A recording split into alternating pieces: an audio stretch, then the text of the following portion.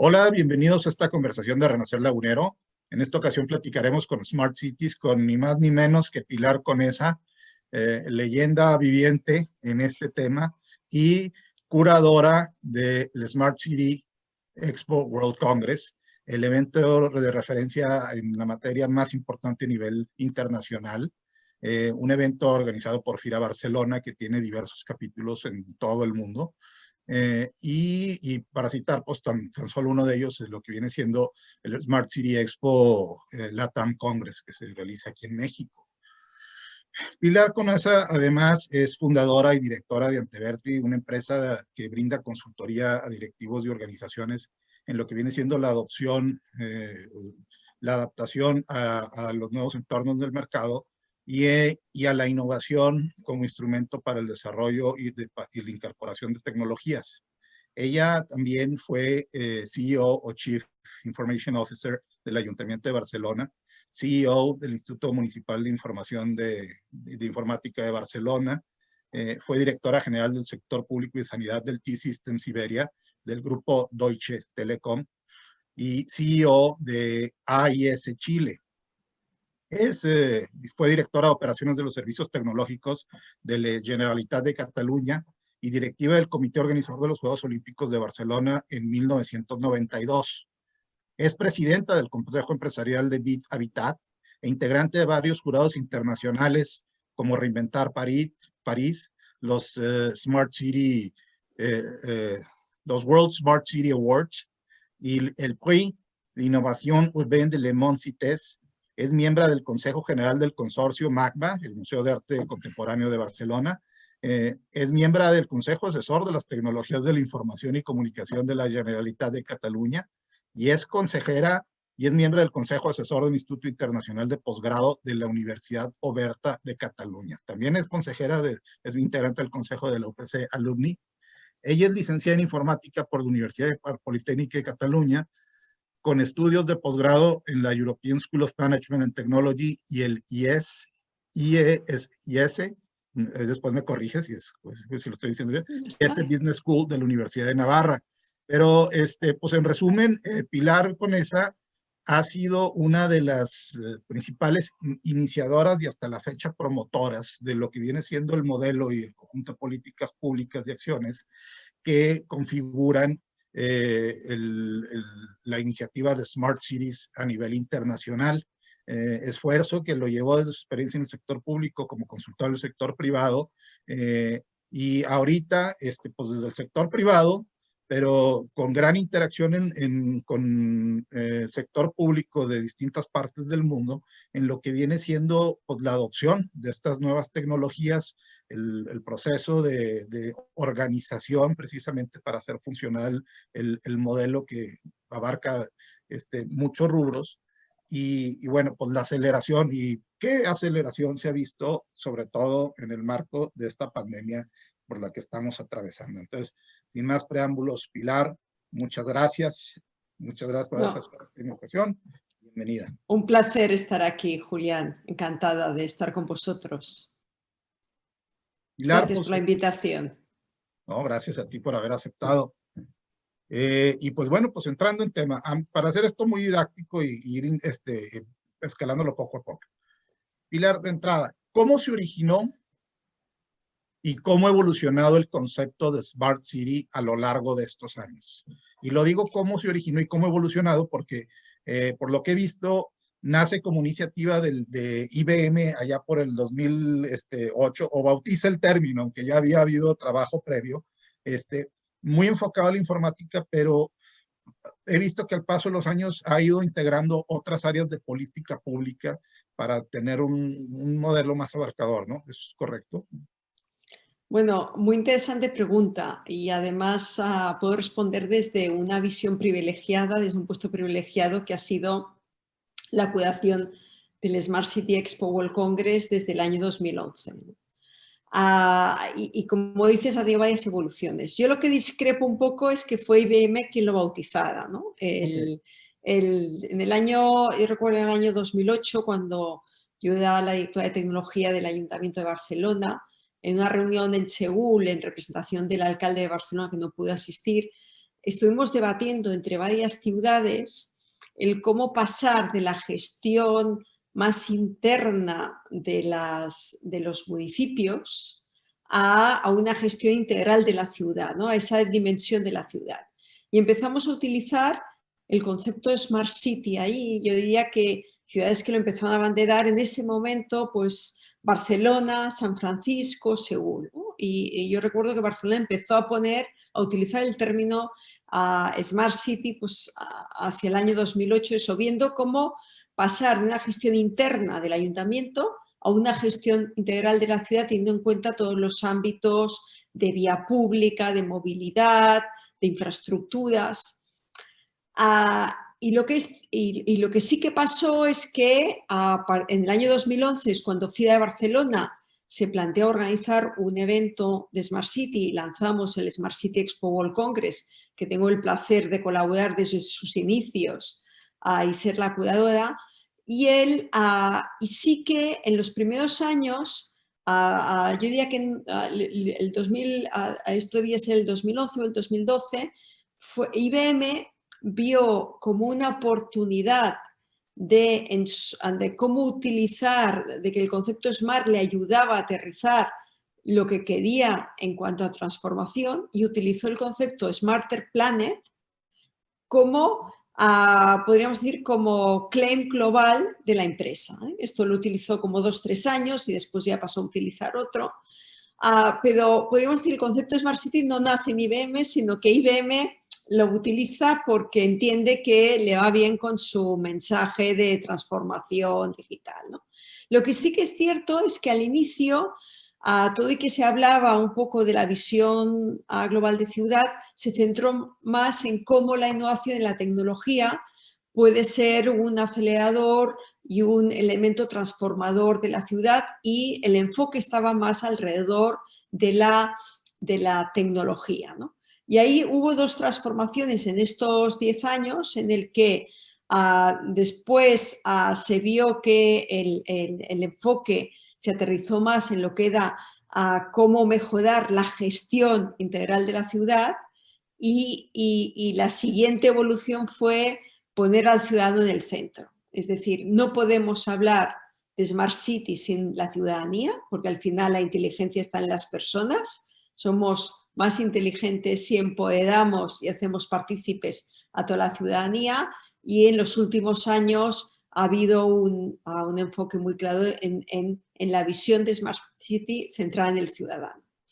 A esa evolución yo también le añadiría el que ha habido también, y esto se ha visto mucho en el Smart City Expo World Congress, como en los primeros años las ciudades veían que venía una transformación importante, que habían de mejorar todo lo que era la gestión de ciudad, pero aún se encontraban, podríamos decir, bajo una lluvia de propuestas de las empresas tecnológicas consultoras, ¿no? Y en los primeros años eran más las empresas las que estaban tirando.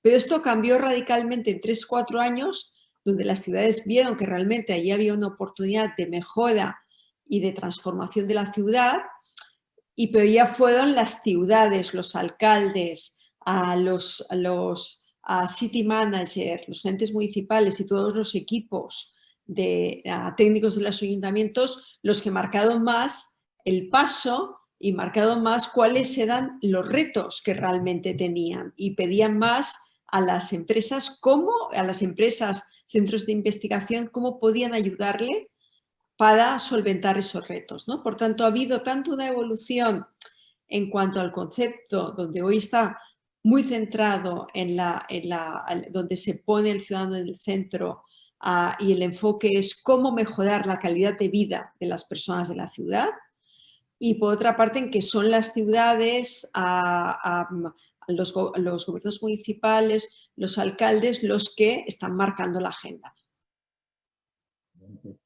Pues, actualmente, siendo esto, ¿qué comprende el concepto de Smart City? Ya a raíz de toda esta evolución y todo este proceso que describiste, ¿cómo podríamos entender Smart City?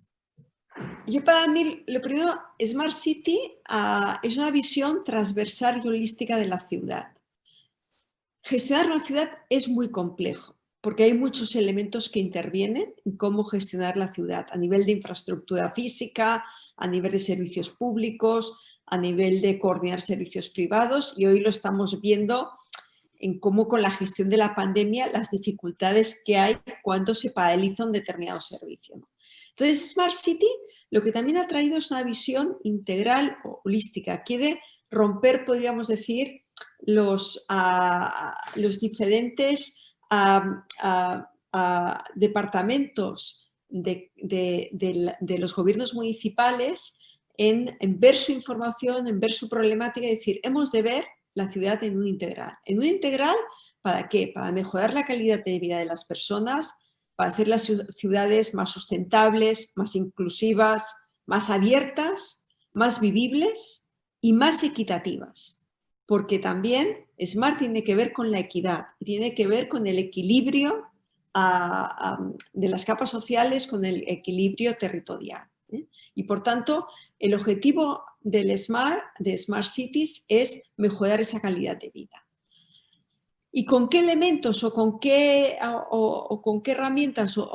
Es con todos los ámbitos de la ciudad, es decir, con la planificación urbana, porque es muy importante para mejorar la ciudad, planificarla bien, y en eso las ciudades de América Latina pues están padeciendo aún años de falta de planificación, donde creció la vivienda, por ejemplo, informal, y eso ha generado unos problemas de movilidad, de servicios básicos a esos barrios que crecieron sin planificación. Por tanto, la planificación urbana, todo lo que es infraestructura, vivienda y espacio público, que ahora también, por ejemplo, con la pandemia, qué importancia tiene el espacio público, cómo ha cambiado la visión, el requerimiento del espacio público antes y después de la pandemia, y eso va a quedar en el futuro, ¿no? Todos los temas por descontado de movilidad.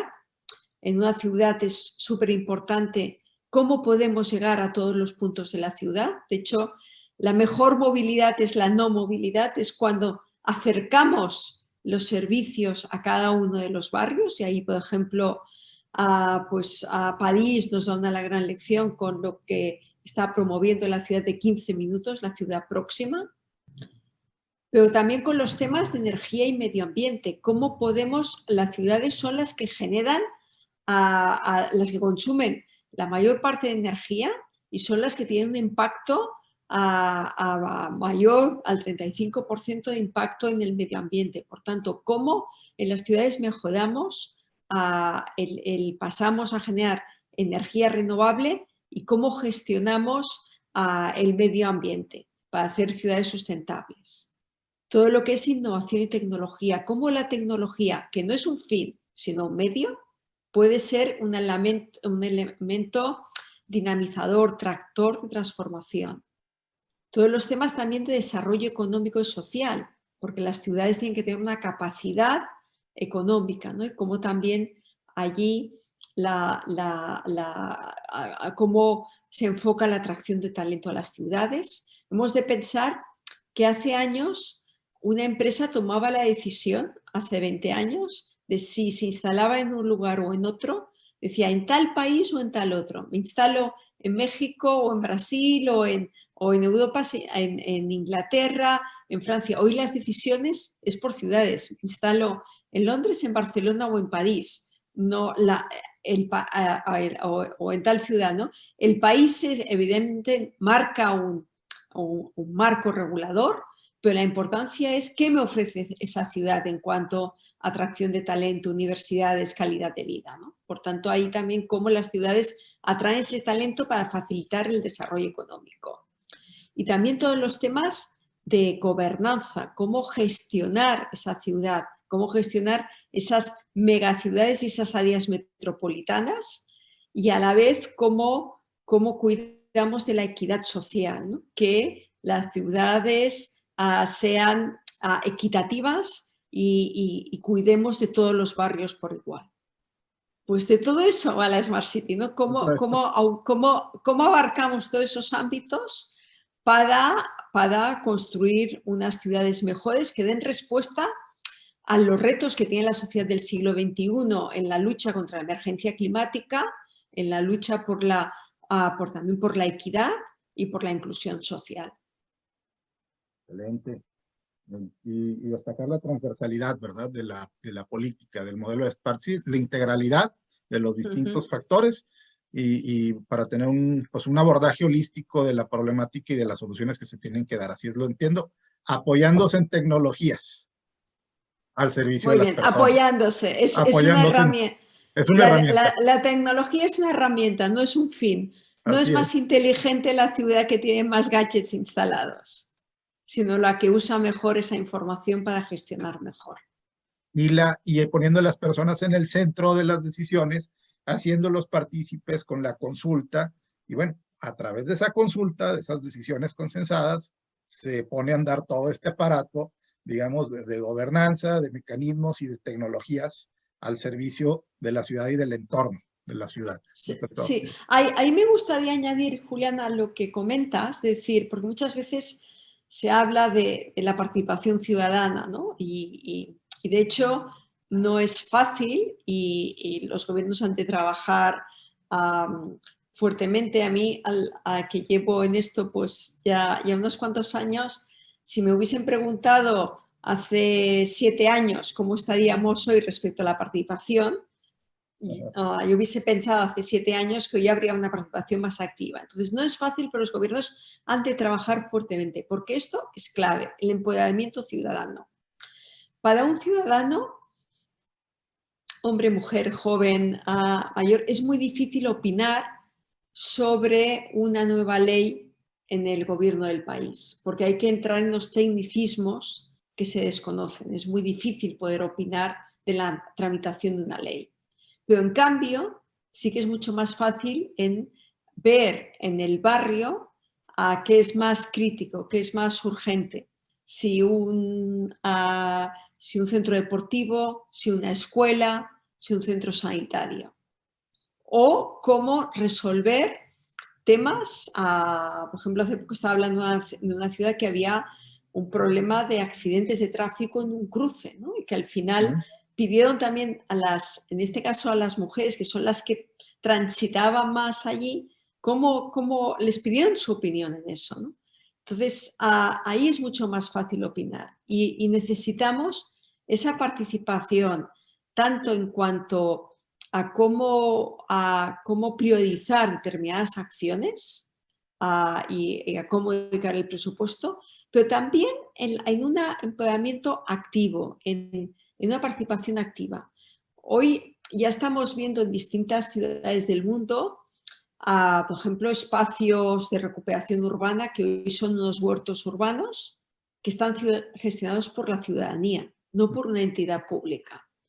O que la ciudad ofrece un espacio público para que sea gestionado por la sociedad civil de ese barrio, organizando actividades, etc. Entonces, esa participación en la gestión es muy importante y, por tanto, hemos de ver el empoderamiento ciudadano y la participación ciudadana en opinar sobre prioridades, pero también en participar activamente en gestionar espacios públicos. Muchas veces la administración ha de pasar más de ser un prestador directo de servicios a un facilitador en que la sociedad civil, la ciudadanía, gestione directamente determinados espacios o programe eventos. De acuerdo, de acuerdo. Algo más cercano a nuestra realidad cotidiana, digámoslo así.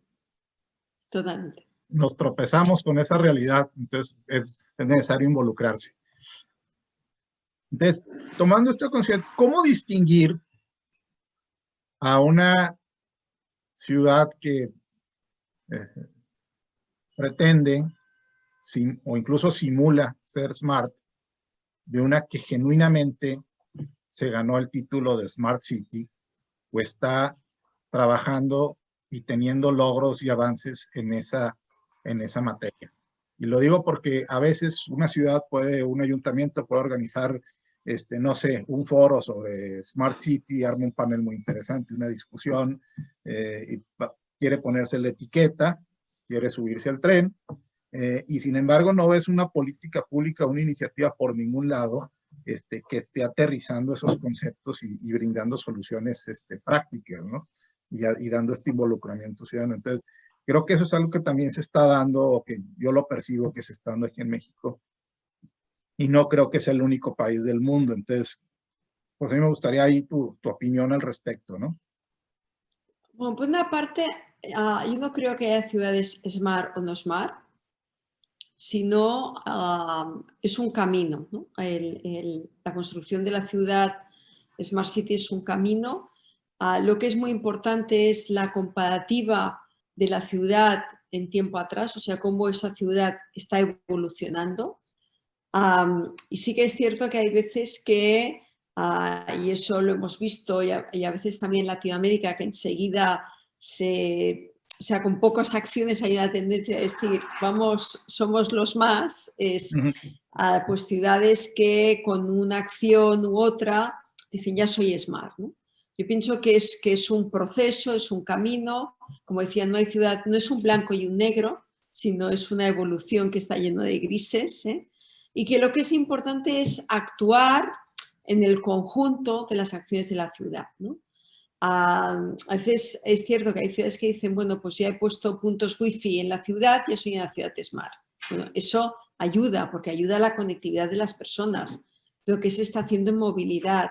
¿Qué se está haciendo en el espacio público? ¿Qué se está haciendo en las infraestructuras de servicios básicos a la ciudadanía, ¿no? Entonces, es un conjunto y es un equilibrio entre varias acciones. Es cierto que también hay ciudades que, por ejemplo, las ciudades del norte de Europa, que han hecho una apuesta desde hace tiempo muy fuerte por la sustentabilidad, están más evolucionadas que en otras ciudades del mundo en lo que es ciudades sustentables, de equilibrio con el medio ambiente, que ya tienen objetivos de ser ciudad energéticamente de consumo cero de energías fósiles, o sea, están haciendo, o sea que pueden haber focalizaciones, ¿no?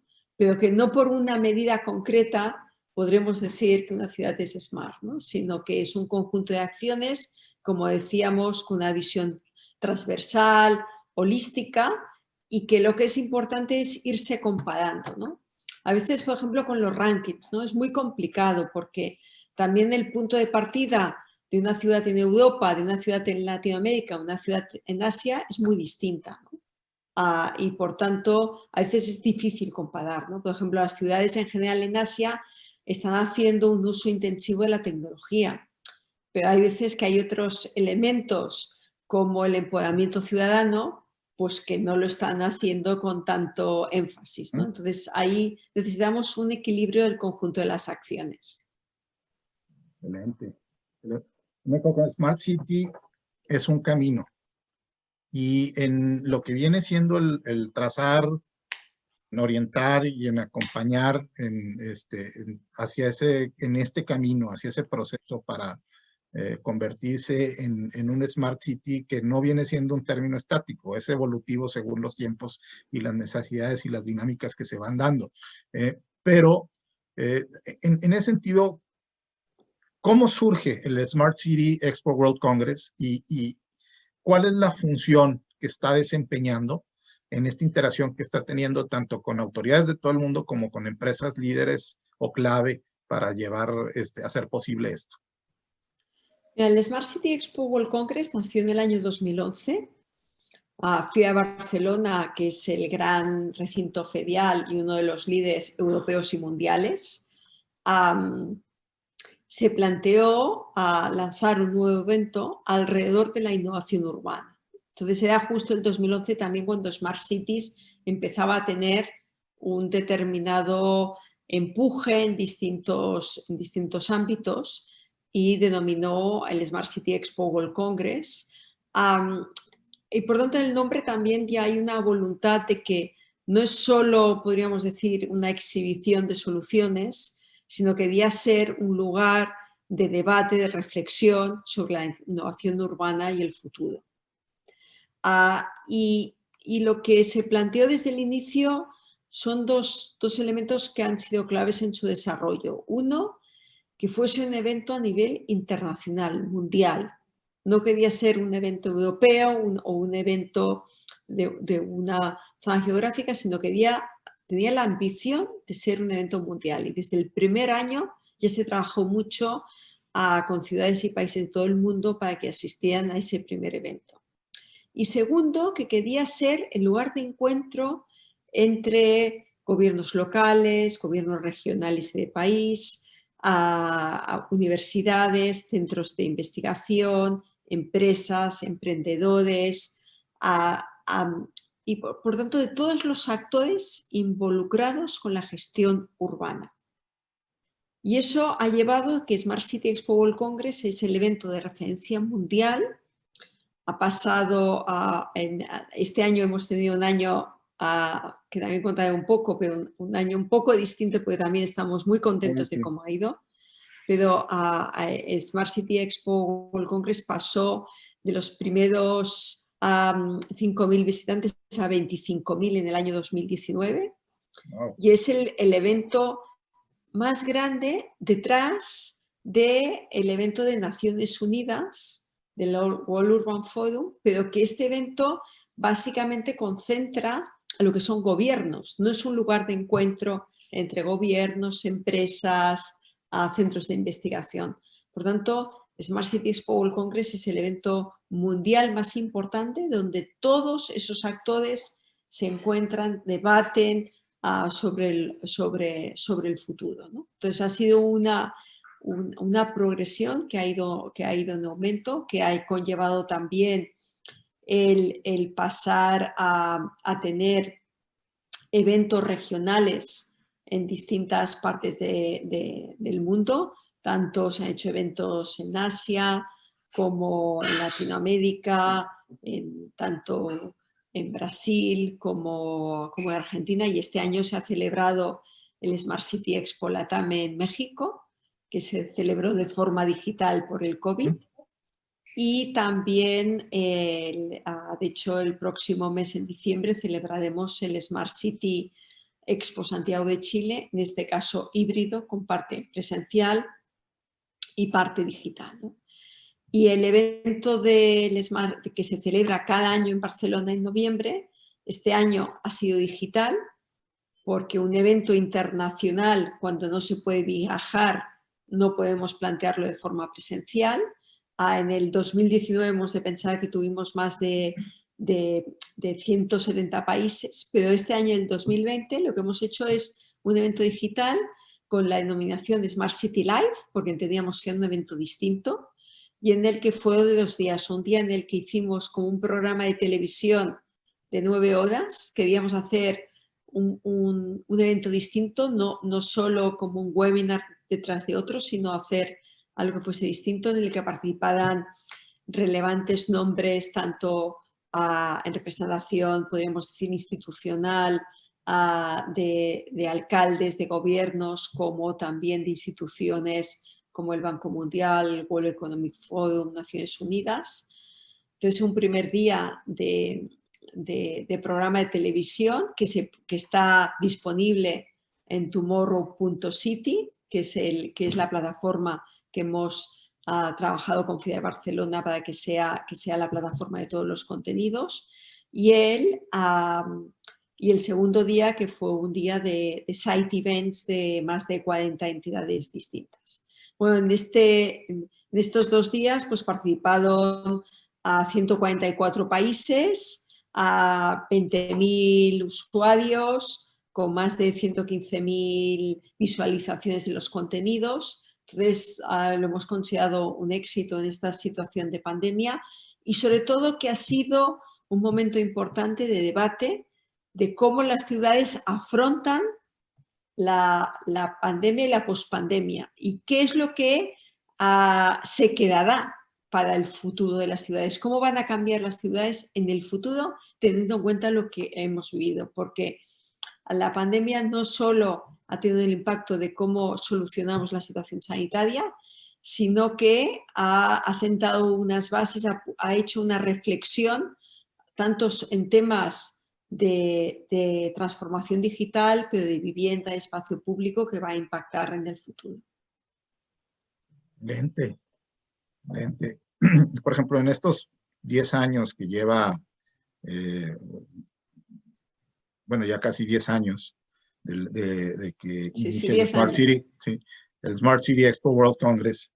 ¿Cómo has visto la evolución de los distintos países? Obviamente van a distintas velocidades, unos con respecto a otros, pero lo que viene siendo la adopción del modelo, las políticas que se han tomado, el comparativo entre continentes, entre regiones. Por ejemplo, a mí me sorprende lo que está sucediendo en Asia, el ritmo que está sucediendo. Casi veía que la India tiene un programa para crear 100 ciudades smart, ¿sí? Que viene siendo adecuada a las que ya tienen, con este conjunto de políticas públicas. China incluso quiere crear ciudades nuevas. Está creando ciudades Está creando nuevas. ciudades nuevas con todo esta lógica, este equipamiento. Entonces, ¿qué has visto esta evolución? Y a mí también quisiera relacionar esto. ¿Cuáles los riesgos de no adoptar a tiempo y con franqueza y con decisión este modelo, como dijiste, este camino hacia la adopción de tecnologías? Eh, eh, ¿Cuáles son los beneficios y cuáles son los riesgos? ¿Sí? Sí, hay dos cosas. Uno, con lo último que comentas, ¿no? Decir cuáles son los riesgos o las oportunidades de adopción de tecnologías. Insistir en que Smart City no solo es adopción de tecnologías. Cuando hablamos de tener más espacios urbanos, más espacios verdes en la ciudad, para tener un espacio urbano público más vivible para las personas, que en esta pandemia se ha visto súper necesario para la gente que está en la ciudad, o cuando se plantea temas de vivienda asequible, o cuando se plantea temas de producir energía renovable en las ciudades, no está directamente involucrado con la tecnología, pero son elementos que transforman, ¿no? Por tanto, la tecnología es una parte, pero no lo es todo, ¿no? No es el fin, es un medio, pero además no es el único medio, ¿no? Y por tanto, hemos de ver esa Smart City de forma genérica, ¿no? Pero cuando decías, ¿cuál es el riesgo de no adoptar ese camino, ¿no? hacia la transformación de las ciudades para hacerlas más sustentables, más equitativas, más vivibles? Yo es que pienso y eso en discusión con determinados alcaldes, ¿no? Decir, bueno, pero esto es, y muchas veces se dice, Smart City es más una etiqueta, o es para las ciudades que ya están desarrolladas. No, no, es para todas las ciudades, porque los retos los tenemos allí. Los retos de la emergencia climática, los retos de inclusividad, los retos de hacer las ciudades más vivibles, y por tanto hay una urgencia en reaccionar a esos retos. Delante de la emergencia climática, quien más tiene que hacer son las ciudades, porque es en las ciudades donde viven las personas, donde se consume energía, donde se impacta en el medio ambiente. Por tanto, depende de lo que hagan las ciudades, es el planeta que vamos a tener en el futuro, ¿no? Por tanto, es urgente tomar medidas y no es una opción, no hay otro camino que aplicar medidas para ser más sustentables. Y con respecto a lo que es la incorporación de la tecnología en esa faceta que dices, ¿cuál es el riesgo de no incorporarla? Estamos en un mapa mundial, estamos en un mapa de competencia de todas las ciudades. Entonces, es necesario hacer que esas ciudades sean más sustentables y más vivibles, utilizando de la mejor manera los recursos que tenemos. Y la tecnología nos permite conseguir resultados con menos inversión. Por tanto, hemos de utilizar eso que nos permite la tecnología. Y además, como se ha visto en la pandemia, ¿no? Cuando tenemos los grandes retos de movilidad. Hemos de utilizar la información que tenemos para facilitar a las personas cómo se pueden mover mejor de un punto a otro. O cómo, o en ámbitos también de cómo utilizamos la tecnología para el teletrabajo, para la educación. Eso también, ¿qué ha conllevado? Que la inclusión digital pasa a ser un elemento clave de las sociedades. Y por tanto, el acceso a el acceso a la tecnología puede incrementar el gap social o decrementarlo. Y por tanto, los gobiernos han de trabajar para desplegar infraestructura tecnológica que permita acceso a la tecnología por parte de los ciudadanos. Porque si no, tener acceso a la tecnología o no, puede ser tener acceso a un trabajo o no. Y por tanto, eso va a incidir en la inclusión social y puede penalizar a las capas más pobres. Por tanto, los gobiernos han de trabajar para que las capas más pobres tengan acceso a la inclusión digital. Así es. Esto es clave. A final de cuentas, quien más lo va a resentir son los estratos más pobres de la sociedad y va a aumentar las brechas. Por ejemplo, ahorita con lo de la pandemia, queda en evidencia por los grandes rezagos que se viven en todo el mundo en esta materia, en unos países obviamente más que otros, o incluso dentro de una ciudad, puede ser dos tipos de ciudades, unos distritos muy tecnificados, muy avanzados, con un diseño urbano inteligente, con espacios, con polígonos, con servicios, incluso con red de bicicletas públicas, como pudiera ser este polígono integrado en la Ciudad de México, donde está la Condesa, las Lomas, Cuauhtémoc, etcétera, y ahí está muy bien, pero te vas a otras partes de la ciudad y no se ve que haya ese mismo acompañamiento de políticas públicas. Y lo ves... Parece que estuvieses, perdona, parece que estuvieses en dos Méxicos distintos, ¿no? Así es, En dos ciudades totalmente, en dos ciudades totalmente distintos, cuando hemos de hacer que el desarrollo llegue por igual a todos los barrios. Así es, así es. Es ese polígono de primer mundo que está muy bien. Todas estas políticas están siendo incorporadas ahí, pero te mueves a Tlalpan, te mueves a otras partes y ahí no existe eso.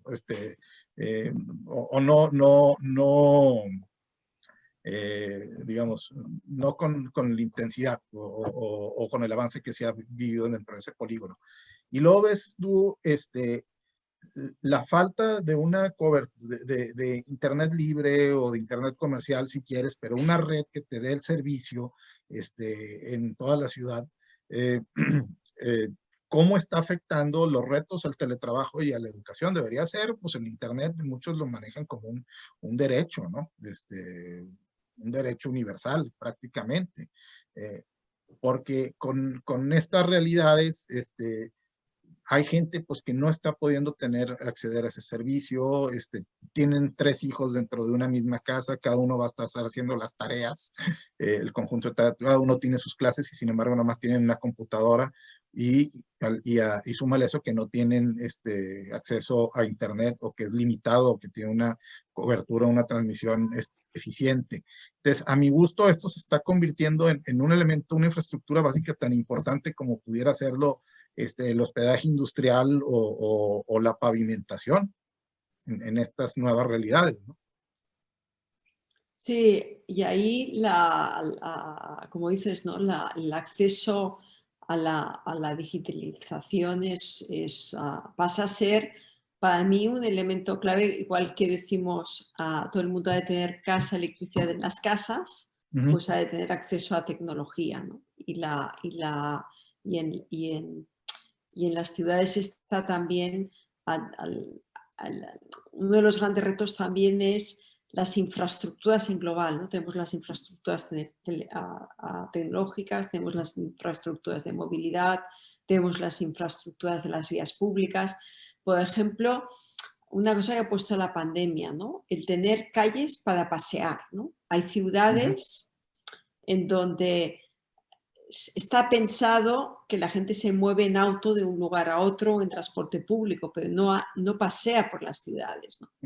Cuando la importancia de pasear, ¿no? Entonces esta es una infraestructura también que es esencial. Y también muchas veces en los barrios más pobres es cuando hay menos esa infraestructura, ¿no? Y por tanto la equidad de los distintos barrios es básica, tanto en temas de servicios básicos, de educación, sanidad, como en temas de acceso al trabajo, de vivienda, de acceso a la movilidad, porque, y eso ha pasado en México, alrededor de la Ciudad de México, en algunos barrios que se desarrollaron sin resolver los temas de movilidad desde el centro de la ciudad, y eso ha conllevado que a la larga ese barrio ha quedado totalmente desconectado y por tanto no es una opción para vivir ahí, ¿no?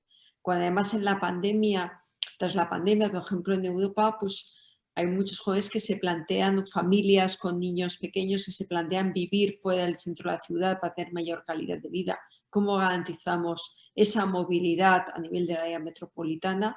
Y un tema que comentabas también antes, que es muy importante, los centros de innovación, ¿no? Por ejemplo, Barcelona tiene un área que ha sido, que es una experiencia de éxito mundial, que es el 22 que es un área de innovación donde se viene trabajando desde hace años y fue como un nuevo centro de crecimiento económico en la que hoy hay más de 8.000 empresas, 93.000 empleos y es un gran centro de desarrollo, pero se vio que la innovación hay que llevarla a todos los barrios de la ciudad y, por ejemplo, se crearon lo que serían Fab Labs o laboratorios de creación con uso de impresión 3D, con uso de distintas herramientas innovadoras para construir distintos laboratorios en distintos barrios de la ciudad y que eso también pudiese ser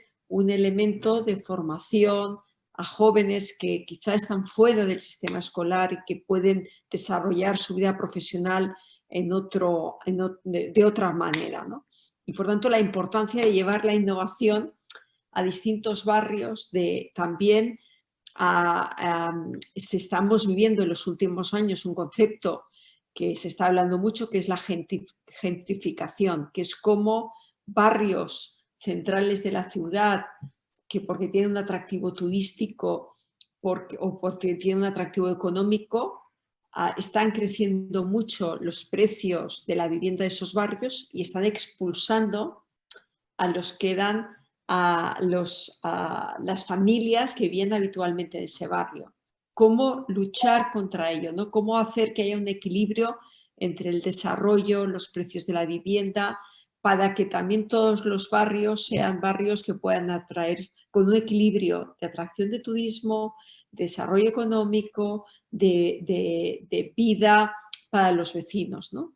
Y ese equilibrio en los barrios es muy importante, ¿no? Porque hemos de vigilar en las ciudades de no cuidar solo el centro, las áreas de más desarrollo y descuidar los barrios alrededor, ¿no? Y ese equilibrio de barrios es un elemento clave de desarrollo futuro.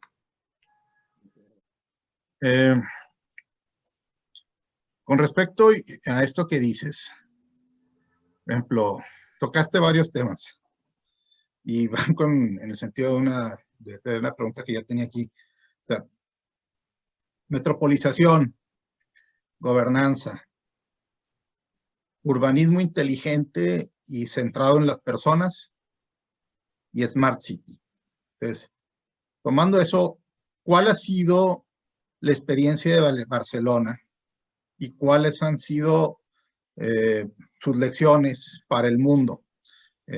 ¿Cuáles fueron los pasos, procesos que sentaron las bases para convertirse en la ciudad que hoy es y el referente internacional que es en todos estos temas? Porque pues empieza, bueno, no empieza, pero digo, momentos muy importantes, pues viene siendo con el plan parcial de Barcelona, de cómo toda una escuela de urbanismo que empuja todos estos cambios, este nuevo concepto de la ciudad, esto incluir a las personas, las supercuadras, Mucho creo que esto fue un acelerador, corrígeme si me equivoco, tuvo que ver con las Olimpiadas del 82, del 92, Barcelona, y cómo atendiendo estos temas que van desde la planeación urbana, desde la gobernanza metropolitana, desde la participación ciudadana, ahora desde el Smart City que integra todo esto, se fueron resolviendo los procesos y cómo cada uno de ellos se convierte, digamos que hay una escalabilidad en lo que viene siendo en la evolución de la ciudad. Y cómo cada uno de estos enfoques y este trabajo que se ha dado se conviene en el soporte de los procesos subsiguientes. Si nos pudieras platicar de eso, Pilar, por favor. Sí, bueno, podríamos estar aquí con mucho hablando de la evolución de Barcelona, pero a mí sí que me gustaría dar como dos pinceladas, ¿no? Sí. Barcelona fue un referente del urbanismo cuando Cerdà, a principios del siglo XX, en los primeros años 1900, diseñó la Eixample, y en ese momento fue un concepto distinto y que marcó una tendencia, ¿no? Que es como diseñar una ciudad, que veníamos de una ciudad de un centro más medieval a una ciudad estructurada en distintas manzanas, ¿no? Y que luego eso influenció. Se dice que el urbanismo empezó en Barcelona ahí. La Escuela de Arquitectura de Barcelona ha sido importante y ha sido muy cercana a los conceptos de urbanismo, o sea, no solo el edificio, sino la vida en la ciudad. Barcelona vivió una transformación con los Juegos Olímpicos de Barcelona, en la que tuve el honor de participar en el comité organizador y en donde lo que era clave era que lo que se hiciese para los Juegos luego sirviera para la ciudad. Y esto también sentó unas bases de cómo aprovechar la inversión de unos Juegos Olímpicos para servicios, para rearmar nuevas áreas que serían siempre para la ciudad. Y en ese momento una de las grandes cosas que dejó los Juegos Olímpicos, además de distintas infraestructuras, es rehacer todo el frente de mar, porque antes Barcelona vivía de espaldas al mar y a partir de ahí Barcelona vivió de cara al mar y sirvió para recuperar todo el frente marítimo de la ciudad y para impulsar también post-Juegos Olímpicos el 22 arroba y otras áreas de la ciudad, ¿no? Pero en todos estos últimos años ha habido un proceso de Barcelona, una preocupación por la ciudad, por el urbanismo, por la ciudad vivible. Barcelona en los últimos años ha tenido que hacer frente también a unas tensiones con respecto al equilibrio entre el turismo y la vida de los ciudadanos, porque Barcelona ha tenido una aglomeración de turistas en los últimos años y eso también ha conllevado cierto debate en la ciudad, ¿no? Y se han empezado a realizar pues, gestiones de cómo equilibrar eso y cómo llevar turismo a otros puntos. Ahora la pandemia lo ha parado todo, con lo cual también ahí lo vemos como oportunidad para reflexionar de cómo enfocar el turismo post-pandemia. Pero una de las cosas que tú hacías énfasis es que en estos últimos 3 años, uno de los temas que se ha impulsado en los temas de equilibrio de ciudad y de espacio público es el concepto de superisla, que es 4 de estas manzanas de viviendas que eran del Eixample, 4 o 5, las que sean, pero en conjunto son como unas 4, considerarlas como una superisla, pasar de 4 islas a una superisla, en que el centro de la isla sirve para recuperar la calle para los vecinos, y por tanto se eliminan los autos de esos trozos de calle, se utiliza la calle más como espacio de paseo y espacio para estar y cambia también la movilidad de alrededor, ¿no? Yo diría que esto en Barcelona también ha ido acompañado, Barcelona ha crecido mucho lo que es el uso de la bicicleta para la ciudad, y entonces hay como una estrategia de cómo disminuimos el uso del auto en la ciudad, que genera polución, que consume mucho espacio público, cómo lo equilibramos devolviendo parte de esas calles para la ciudadanía, ¿no? Y esto también ha sido un aprendizaje, ¿no? Pues en la primera superisla se detectaron algunas cosas que se han aplicado en las otras, pero esto es un proceso que se va instalando en la ciudad. De hecho, se han anunciado varias superislas más, ya se han construido más en los próximos meses. La pandemia también ha acelerado hacer acciones más puntuales que ahora serán reforzadas, y esto ha sido uno de los procesos, ¿no? Para mí es importante esa recuperación de espacio con también todas las políticas de apoyo a la movilidad en transporte público y a la integración de todos los sistemas de movilidad, ¿no? Esto ha sido uno de los temas que se ha abordado recientemente, como se está abordando también todo lo que es la implantación de la Agenda 2030. Por ejemplo, Barcelona ha sido una de las primeras ciudades donde ha dicho vamos a bajar los objetivos de la Agenda 2030 a objetivos y compromisos de ciudad, ¿no? Un anuncio que se anunció se publicó hace 2 semanas, ¿no? Y justo un informe de una universidad inglesa que salía ayer, pues reforzaba ese posicionamiento de la ciudad de Barcelona en lo que es la concreción de los objetivos de la Agenda 2030, ¿no? Otro elemento también muy importante en esa estrategia es todo lo que es atracción de talento, ¿no? Cómo no solo en el 22 sino ha habido un clúster muy potente que es Barcelona Tech City, que es ecosistemas de emprendedores, de espacios que comparten y que no es solo por compartir espacios, sino son un acelerador de nuevas oportunidades. Barcelona es una de las áreas en las que está trabajando todo lo que es la atracción de talento, el llevar el repensar ese 22 después de todos estos años, de estos 20 años, cómo lo hemos de repensar en el futuro y cómo conseguimos que continúe siendo un tractor de transformación. Una de las claves del 22 era combinar grandes empresas con espacios para emprendedores y con vivienda, ¿no? Que no fuese, podríamos decir, un distrito de la innovación sin vecinos, sino que combinásemos a lo que era zona residencial con grandes empresas y con emprendedores, porque eso es lo que realmente construye y genera nueva actividad, ¿no? Por ejemplo, algunos de los emprendedores que han venido a instalarse a Barcelona decían que el 22 les es un atractivo porque hay universidades, hay otras empresas que son emprendedores, hay grandes empresas, pero también tiene un buen espacio para vivir, está cerca del mar y por tanto la combinación de todos esos elementos es clave, ¿no?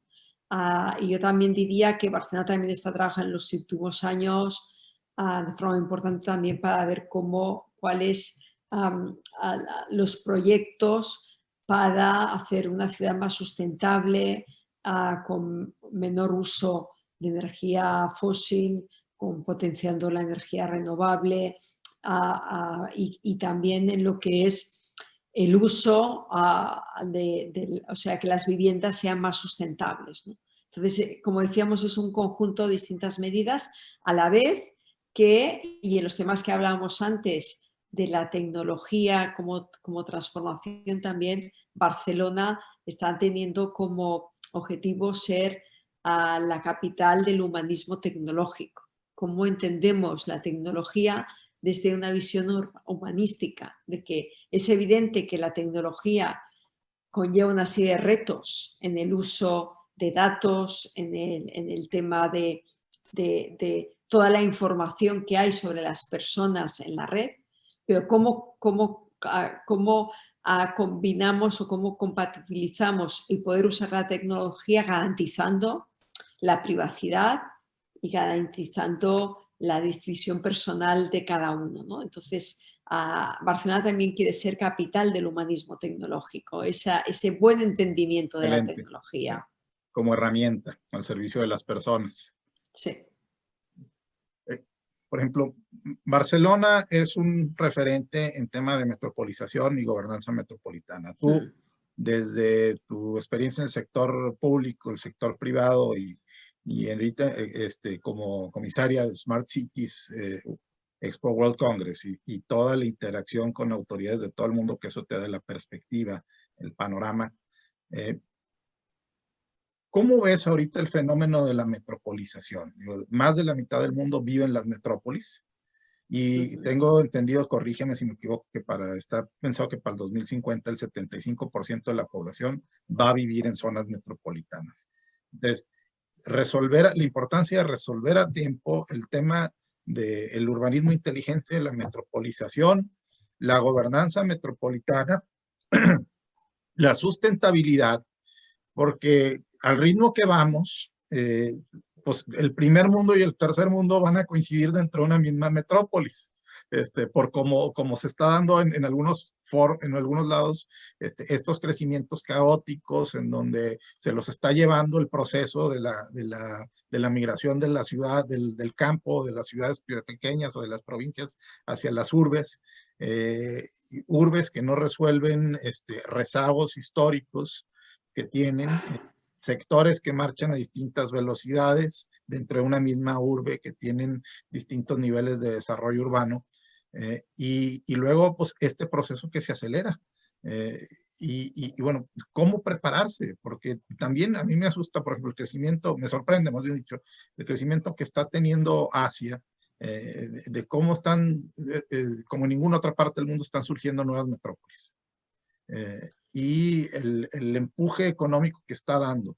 Hay algunos expertos, no recuerdo el nombre, pero en estos temas, que hablan de que si esto sigue así, a la vuelta de unas décadas,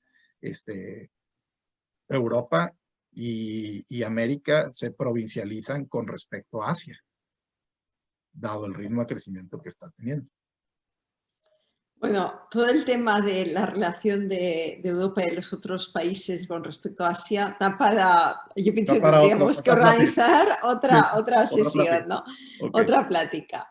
Pero bueno, con todos los temas, o sea, el tema de metrópolis, de la visión metropolitana, eso es un tema clave. A ese dato que comentabas de que el 75% de la población está en las ciudades en el 2050 y en algunas áreas del mundo ya se está dando hoy, porque estamos hablando a nivel mundial, más del 50% de la población está ocupando solo el 2% del territorio. O sea, esa concentración también nos lleva en que también es un número brutal de que decir el 50% estamos solo en un 2% porque hay muchas zonas donde no se están donde no se están utilizando para vivir o esa concentración conlleva una densidad brutal, ¿no? Hay retos que no se pueden gestionar a nivel de ciudad, que hay que verlos a nivel de área metropolitana. A mí me gusta un concepto de la ciudad líquida, ¿no? Tenemos en el mapa un mapa y tenemos un territorio que es una ciudad, ¿no? Y unas barreras con el municipio de al lado. Pero las personas no entienden de esa barrera. Para ellos cruzan de un lado a otro y para ellos es como si estuviesen en la misma ciudad, porque conceptualmente no entienden que esa calle sea una barrera entre un municipio y otro. Eso cuando se está dando la densidad, temas como la gestión de residuos, la movilidad, la gestión del agua y muchos otros hay que tratarlos a nivel de área metropolitana, no se pueden tratar municipio a municipio. Estamos diciendo la movilidad, y vuelvo a que con la pandemia el teletrabajo va a conllevar dos cosas. Una es que hay personas que se van a ir a vivir fuera del centro de la ciudad, pero otra es que hasta ahora estábamos acostumbradas a que a una gran empresa con 20.000 trabajadores tendría más hacer un edificio para los 20.000 trabajadores. Y esto en el futuro va a construir varios edificios en varios barrios de la ciudad para que cada persona vaya a trabajar en el edificio que le quede más cerca, porque la tecnología ya resuelve el cómo se conecta con otras personas. Por tanto, esto que decimos de la transformación que está llevando la pandemia no es solo al concepto de teletrabajo en casa, sino que va a cambiar el concepto de cuántos días vamos a ir a trabajar en la oficina y dónde se ubican esas oficinas.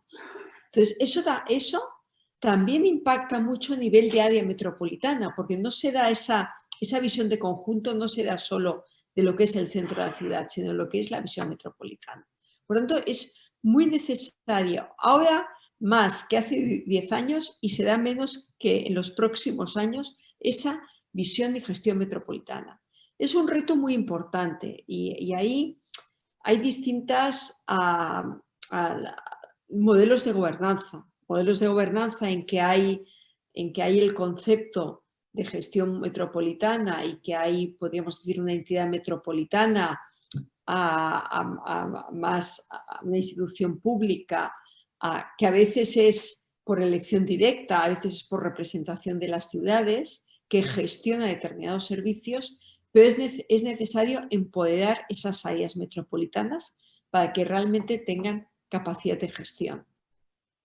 Porque la movilidad, la gestión de recursos, del agua, de la energía, no podemos resolverla municipio a municipio. Cuando una empresa se plantea instalarse en Barcelona, Barcelona es un conjunto muy amplio que va más allá de lo que es la propia ciudad de Barcelona. Puede ser en Hospitalet, puede ser en Matador, o sea, va mucho más allá porque el concepto de Barcelona es de forma amplia.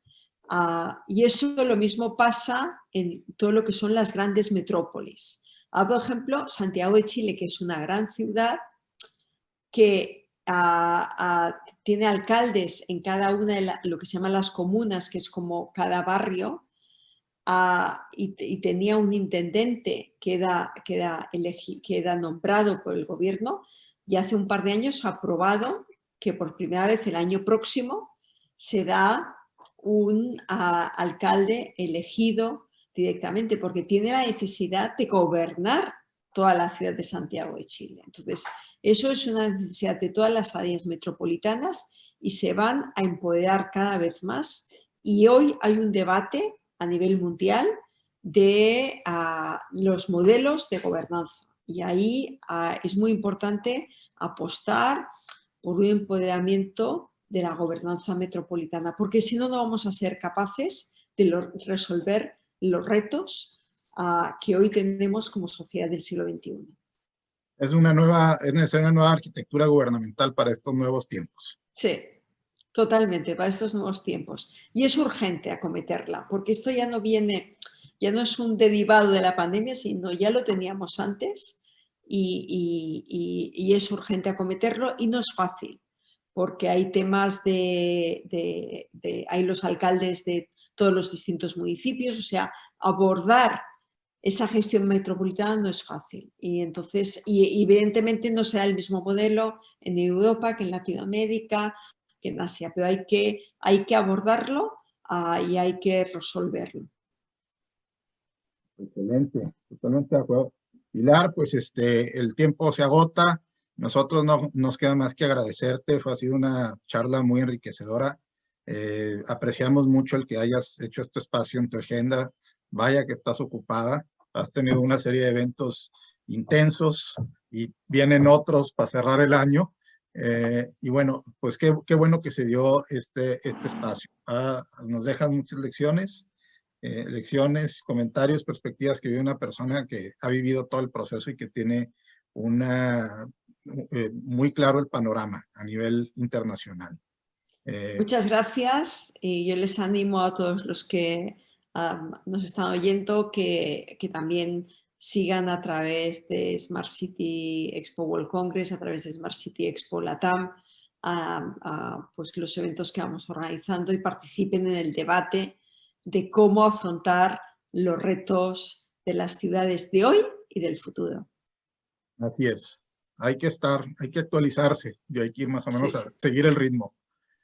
Muchas gracias, Pilar. Gracias a ti y a Muchas todo tu gracias. equipo. Y felicidades por el trabajo que has desarrollado a lo largo de estos años.